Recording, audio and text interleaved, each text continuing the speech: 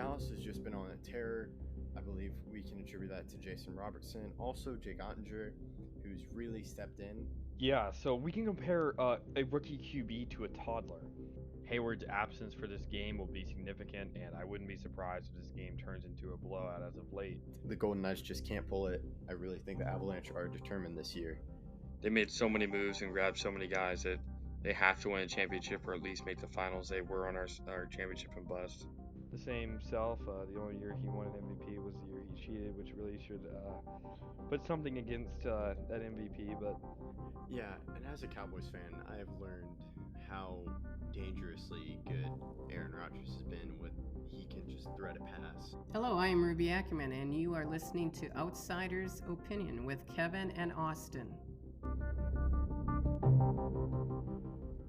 What's up, y'all? Welcome to our NBA Opinions of the Week again. We're going to be talking about, was Monty Williams fired too early? And a man that is always not early, not too late, not late, on time, Austin. We both have our time issues when it comes to recording. Sometimes stuff happens, but I try to be on time. I muted. Oh no, yeah. That's my bad. This really is a deeper question than just Monty. I wanted to just tie up Monty because that will be the main talk. But I know we've had this conversation, I believe, for football, but I don't believe we've had it for basketball. And I do think there is a difference because how a team gets good is much different between those two sports. So was Monty fired too early? I think we can answer that extremely easy, and I'm sure you agree with me. I would say yes. Yes, he was fired too early. Yeah, they should. And to me, it was a depth issue. The only time where I'm going to bring up, it's never too early to fire Jason Kidd. I'm back on that wagon again because he fooled me. He pulled a Jason Kidd. This might be the earliest I've ever gone into a Jason Kidd rant, not titled about Jason Kidd. Yeah, I wasn't even planning to talk about Kidd, but I mean, Mavs fans gotta talk about it, so I'm not against it. Because it just seems like the rotations that's something it is. We haven't talked about it with the NBA, but to me, if they're not doing rotations well. Do you think the fact that you didn't like the hiring at the beginning before anything ever happened influences your opinion now? Yes. It shows I should have trusted my instincts, but he fooled me after season 1 because they went to the Western Conference Finals. And it just seems wasn't that season 2? Seems so much better, huh? Wasn't that season 2? No, the first year he was hired was they went to the Western Conference Finals. Yeah, and then this is just season 2. So I would say 3 years, but Jason Kidd. I think it's such a good comparison. Why do you think Jason Kidd is it should be fired, but not Monty? When the same thing basically happened this year, they both traded for a star and then did not go as far as they were supposed to. I mean, the Suns, a team that have already been to the finals with Monty, Western Conference Finals with Kidd and the Mavs, both make a big midseason trade, and it doesn't really work out. Yeah, that's a good question. And a good point. I would say with Jason Kidd, to me, the thing that sticks out to me is Christian Wood, of just how he treated Christian Wood and wouldn't give him minutes. Maybe he didn't want to sign him and didn't believe in him. I mean, I do think it really sucks because the Suns definitely have some upper management issues, especially with what they had to do to sell the team and all this other stuff. But yeah, if we look at the Mavs, I think there's a lack of communication between those higher officials, between Nico Harrison and the coaching staff with Jason Kidd, because I don't think Christian Wood is who Jason Kidd would have liked. Christian Wood's a really good player. And the fact that he was, honestly, the nicest way for me to put this and still be relatively honest, is he was disrespected by how few minutes he was the best center. He's not really a center. He is. He can play center, but I don't think of him as a center. I'll say that. Okay. But you have to play him. Like, he's so good. Yeah, I would have played him over. Like, JaVale McGee was getting more minutes. No, the fact that he started... I want you to guess how many games he started this year. 5. No. Oh wait, is it 1? No, 0? no. Oh, okay. I don't know. He started 17. There was like a stretch. He started 17. Yeah, there was like a stretch Oh, in a okay. row where he started like a lot of games straight, and then the entire end of the year he didn't start any, which is a problem because he had one of his best field goal percentage years, especially since he started to be productive. Ever since he's averaged a lot of points, he averaged 51.5% from the field, 37.6% from three, from a guy that's 6'10", 6'11". That's very productive. You average 17 points per game, 7 rebounds. Like, how are you only playing him 26 minutes per game? If we go to his per 36, he's averaging 23 and 10. Yeah, I wish the Mavs could re-sign him because If I was him, there is a 0. They could offer. Oh me yeah, the there's most no money. way. There's no way. Again, if I was him, I would feel so disrespectful. You could give me the most money in the league, and I would vehemently decline because that's just so disrespectful. What they did to him, it makes me puke in my mouth a little bit. It just makes me disgusted because he's a great player, and to not even give him a chance, I didn't feel like the problem was I don't think he got a fair chance to start. I think that's totally fair. That's my main thing because you have everlasting Dwight Powell, and then JaVale McGee did not work out. So and Maxey was injured. So you know what? Let's try it out. But he just was never given that chance. At least consistently. The only time I remember him starting is when Luka was also hurt. So he was just filling in for Luka. There wasn't that many starts. I'd probably look it up here in a second. But I don't know of many starts where he and Luka both started. I think it was 5 or less. But I'll search that up. Yeah. But they may have started because Dwight Powell was injured and Maxey was gone. So they're like, yeah, we won't start JaVale. Yeah, and I do think this is also comparable though, because a lot of Suns fans are complaining about how Monty handled the whole situation with Terrence Ross and TJ Warren. Those trades. Okay, I'm not aware of that. During the series they needed more shooters. They needed more players. They didn't have any depth, but they wouldn't play any depth. You don't trade for Terrence Ross and get TJ Warren for not to play them. And Suns fans especially, were complaining about the fact that he did not utilize them like you would want.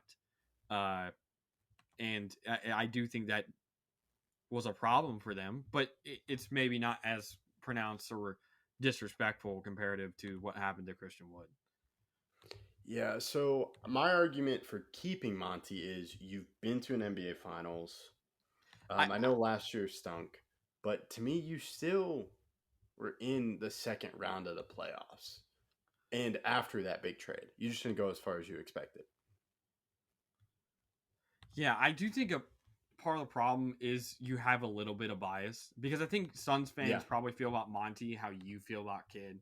And outsiders don't feel that bad about Kidd because, hey, you went to the first Western Conference Finals since 2011. And there was a big trade that kind of took away some of your depth and all this other stuff. It's basically the same scenario, but Jason Kidd has been with the team for a less amount of time. So, and I did start hating Kidd. Yeah, you was beforehand. Already a Jason Kidd hater. Yeah. You were already predisposed to that. So that's true, and that's a good point to make, because it is, when you compare them, it's tough. But I just feel like Monty seems like he doesn't seem like he did anything bad, but then you bring up the TJ Warren and Terrence Ross issue. Yeah, and I really am concerned about how fast coaches are getting fired and rehired. I hate the revolving door that is coaching nowadays, because I don't feel like good future coaches are really being given a chance, because they consistently go through coaches, and then Monty will go to a new team, and he deserved to go to a new team. But Nick Nurse, the guy that I've been completely down on his entire career since he won a championship, he gets another opportunity mainly just because he has that experience. I'm very interested in Monty and the Pistons, because to me that seems, when the Suns, before they got Chris Paul, they seemed like a young upcoming team, and to me Monty was a mentor, and he kind of pushed them. He pushed those young guys, so I'm very interested. And it seems like a very well built roster with the Pistons. So I will bring this up about Wood. Between games 27 and 42, he started every game. So that's really? 16 games. Game 27 through game 42. So 16 straight games he started. He started one game before that on game 23. And he only started during that 15-game stretch or 16-game stretch in the other game. So he really... He got a stretch between December 17th and January 18th. He got a month to be the starter. Mm-hmm. And then was revoked of that status extremely shortly afterwards. From what I can see, he did start a good majority of the games that he played in with Luka. Oh, okay. I've seen that he started... I'm almost through them all. He started at least 13 or 14 with Luka. Yeah. The one thing I will give credit to Kidd is the way he develops young players and the way he developed Josh Green. Yeah, he's definitely been good about that. But I also think Monty developed Mikal Bridges very well. I don't think Mikal was not that same player when he first got to the Suns. And now Monty, who's been with him basically his entire career, has definitely helped him become that player that we all know him now as today. Okay, that's fair. All right. So I'm gonna turn it on to you. Why was Monty fired too early? He was fired too early because of his experience, and he didn't really have time to adjust to the Kevin Durant trade, which I do think is a valid point. And that's why I also would not have fired Kidd. He went to the Western Conference Finals. Give him a chance to go through a summer, get everyone into their system, get Kyrie resigned or whatever he wants to do, and try it out. Now, if you start the year or if you go through in the All-Star break, you guys are still in 12th again, okay, it's panic time at this point. But to make a major trade and not give the coach any time to react or process what's happening, it's really disingenuous. And it takes a lot out of you. When you make a major trade, you got to change your system. You got to change how you play. And that does affect how you coach and how you run a game plan. Okay, that's fair. Yeah, it is probably too early to fire Kidd, but I just want him gone. But yeah, that's back to my predisposition of not liking the hiring. So yeah, is there anyone that you thought? I think Budenholzer was fired too early. To me, it seemed like Budenholzer were definitely fired too early. Giannis got hurt. Mm-hmm. And to me, the roster was like aging. It's not. It's the Giannis got hurt to me. Oh, okay. They probably didn't expect. Or I keep interrupting. What's up? No, you're good. You're good. Okay. You go. They probably didn't. They were like, man, this Miami Heat was just a fluke, and then Miami Heat went to the finals, and I'm like, dang, it's not what we expected. Well, also Budenholzer's a 2-time Coach of the Year, 14-15 with the Hawks, and obviously with the Bucks a couple years ago. But he won a championship with the Bucks. He's been extremely successful with them. He won a championship. He's been to multiple Eastern Conference Finals with the Bucks, and obviously that one with the Hawks. He's a good coach, and him doing that with the Hawks, it's not like Nick Nurse where he just needed Kawhi 1 year, and then that's the only time he really did anything productive. I trust Budenholzer a lot more, and I do think that the Giannis injury plus what obviously happened to his brother, you can't be in the right headspace. It's hard to make changes once Giannis is hurt. You can't game plan for Giannis being hurt. You can't game plan for Jokic being hurt. That's not in your game plan. Like, you can't afford an injury like that. And the Heat really took advantage. So I don't necessarily believe it was the right time, but obviously the Bucks felt differently. Okay. Was Doc Rivers fired too early? Doc Rivers is not a coach I'm high on at all. Okay. I don't know how he keeps getting jobs. He could be fired at any time, and I wouldn't have doubts about it. He needed to build what many people consider the first super team, or at least the first modern super team, to win a title. And then he obviously blew so many 3-1 leads, and he had the Chris Paul Clippers blow a 3-1 lead to the Rockets in the Western Conference semifinals. He blew a 3-1 lead in the Magic before he coached the Celtics. He blew a 3-1 lead with the Celtics. He's blown a 3-1 lead with the Sixers. He lost in the Eastern Conference second round to the Hawks. I mean, it's just I don't trust him as a coach, and he needs a lot to go. He's very in the Nick Nurse. Him and Nick Nurse are very much in the same boat. Okay. Like they need a perfect storm. Now they both are title winners, but they need a perfect storm. They're not gonna be like Budenholzer and bring a team like that, like the Hawks, to the best record in the NBA, and then go to the Eastern Conference Final. Okay, he lost to LeBron in the Eastern Conference Final. Everyone was losing to LeBron. Like that's everyone in the East was losing to LeBron.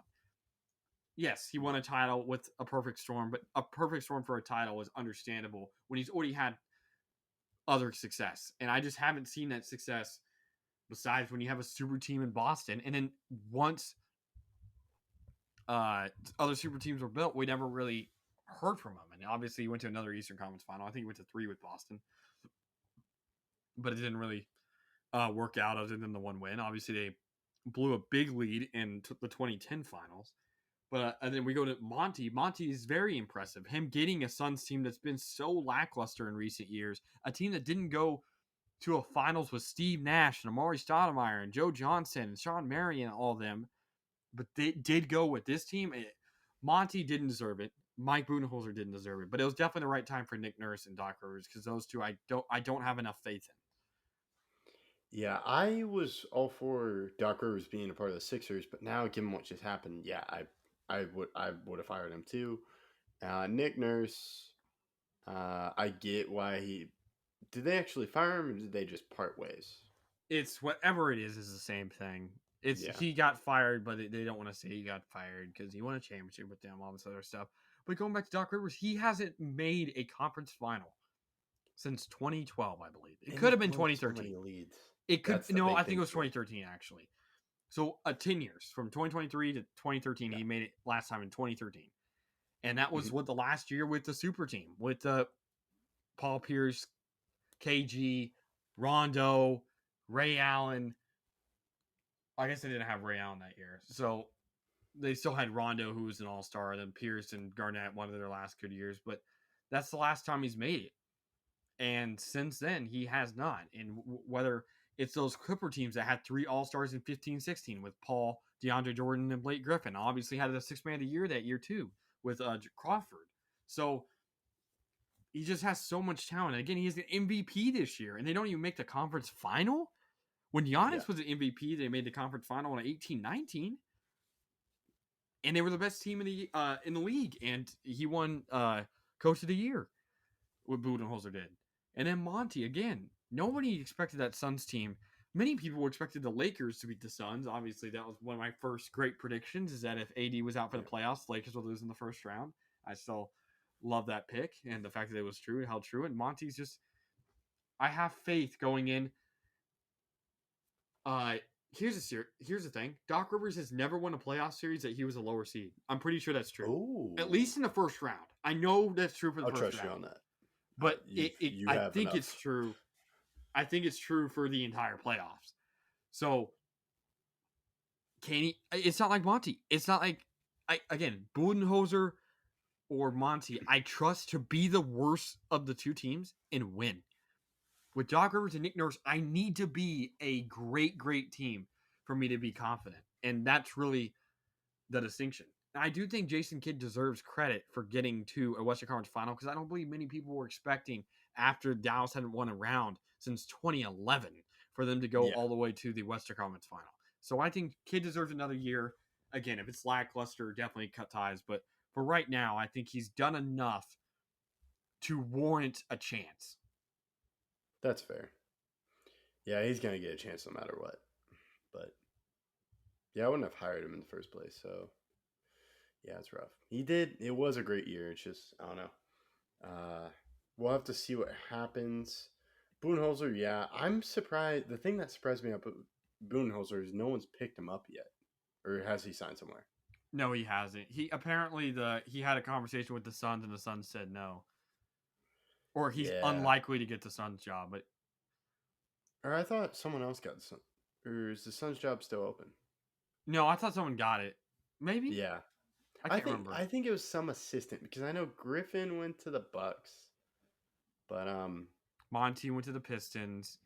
Nurse went to the Sixers. Is there anyone with the Raptors or someone? Frank Vogel went to the Suns, right?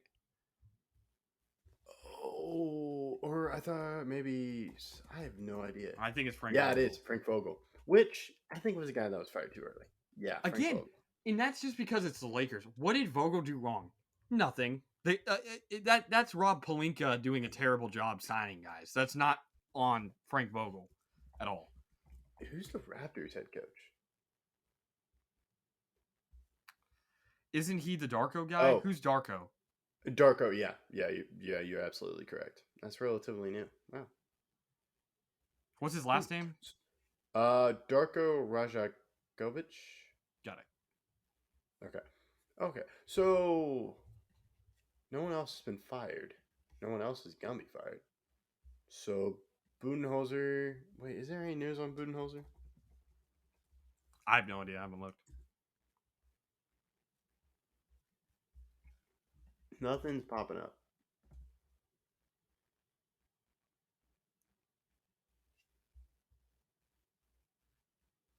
Yeah, I haven't seen anything.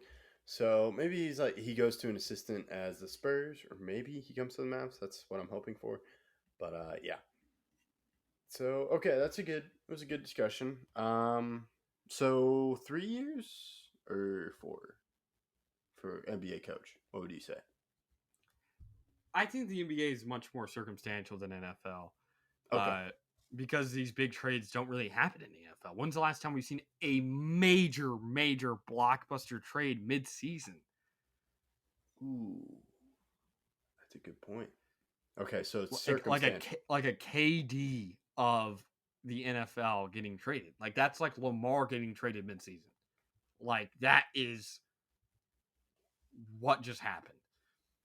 And so if that happens, I give a coach another year because again, preparing mid-season for a huge trade like you can't. Okay. But okay, it's circumstantial in the NBA. If there's a lot of those big trades and how they come into the league, I also feel like it's and again, I technically have nowhere to speak on this, but I think it's easier to get good faster in the NFL than it is the NBA. Mainly because I think coaching is a bigger impact to winning than it is in the NBA because star players affect the game so much in the NBA. Like if you have a LeBron, your coach doesn't matter. You're making the playoffs. I'm talking prime LeBron, who plays almost every game. Okay. Like you're going to make the playoffs. Wait, is it? So can you rephrase? I may have heard you wrong. Easier to coach in the NBA or easier to coach in the NFL? Neither. I said it's easier to get good in the NFL. Coaching is a bigger impact. Like if you're a really good coach, I think you can build a team fast. Brian DeBall. Okay. If you're a really good coach, from nowhere, your team can just be good. Now, maybe you not make the playoffs, but your team can get good faster. Like, again, NFL has always been 3 years for me. Yeah. 1 year, first year, you could literally go 0-17. I wouldn't care. It is get your system. The next year, I need significant improvement. Third year's playoffs. Okay. Because I think you can. Yeah, I think it's realistic for every team. We just saw that with Brian DeBall. The Vikings. Everyone thought the Vikings were going to be horrible, and they go 13-4. The Seahawks again, a team that missed the playoffs the year before, out of nowhere. No one thought it. Again, if you are a really good, this is Saleh's third year. He has to make the playoffs with Aaron Rodgers. Yeah. He has to, or I would fire him. If you don't make it this year, I don't know how you can expect him ever to make it. But with Rodgers NBA, it's a lot harder. Season. Yeah, like Popovich hasn't made the playoffs in the last 4 years, I believe. It could be 3. I think it's 4. Whatever it is. But do you expect that team to make it? Like, how can that team make a playoff? They can't. I mean, maybe now with Victor. But before they had a superstar player, you can't make it. In the NFL, you do not need a superstar. I don't think the Giants have any superstars. Is Saquon extremely good? Yes. But I don't think they have any otherworldly talents. Saquon's a star. I just wouldn't say he's a superstar, mainly because of his injuries. But I just think it's easier to get good faster in the NFL. So I think it relies. You can scheme a lot more to make a player. No, that's what I'm saying. Coaching is a bigger impact. Mm-hmm. It's not easier to coach in the NFL. It's not easier to coach in the NBA. It's just the NFL. You make a bigger impact on winning. So if you're actually a good coach, you can win faster. If you're a really good coach. Yeah, I think there's a lot you can't see what a good NBA coach does. I think it's a lot Exactly. about the locker That's room. true. I think with the NBA, it's once you get in the playoffs, that's when the scheming comes more and more Yes. important. Because during the Yes. season, if Luka gets hurt next year, I don't care what the Mavs record is. Yeah. If Bradley Beal gets hurt, whatever. Whatever happens, Jason Kidd's not getting fired. If Luka's out for the year, Yeah, no. Jason Kidd's not getting fired. They could literally lose every game. Luka got hurt. How do you game plan for that? You can't. If Jokic, again, knock on wood, gets hurt, Yeah. and the Nuggets lose every game, they're not firing Malone. Even if somehow they don't win the title this year, it doesn't matter because those injuries are massive. But we've seen a team trade Russell Wilson and the next year be better. After Russ, who I considered a top 5 QB at the time. I was wrong, but that was more because of the scheme that the Seahawks had that showed how good of a coach Pete Carroll is. Yeah. So I think coaching has a bigger impact in the NFL. Neither is easier, but I do think the NBA, you need more time, especially if you're starting from ground zero like the Pistons, Monty with the Pistons. Like ground zero. They didn't even get the first pick. Like, okay, they don't make the playoffs next year or the next year. I'm all good. Okay. Yeah, I think it's a good way to say circumstantial, and I would agree with that. So yeah, I think we can end it there. We'll definitely talk. Or what do you want? I just wanted to compare it one more. Yeah, Urban Meyer was horrible in Jacksonville. 2 years later, Yeah. Doug Peterson's in the playoffs. Mm-hmm. Like, again, Doug Peterson's a great coach. Or not even a year. Or are you going 2 years after the hiring? Since Urban Meyer got fired mid-season. So it's been 2 years since... Oh, okay, gotcha. Whatever happened, they made the playoffs. The next season, they went to the playoffs. Yes, but he got fired like 2 weeks or 3 weeks into the year. So it's basically 2 years. But whatever you want to say.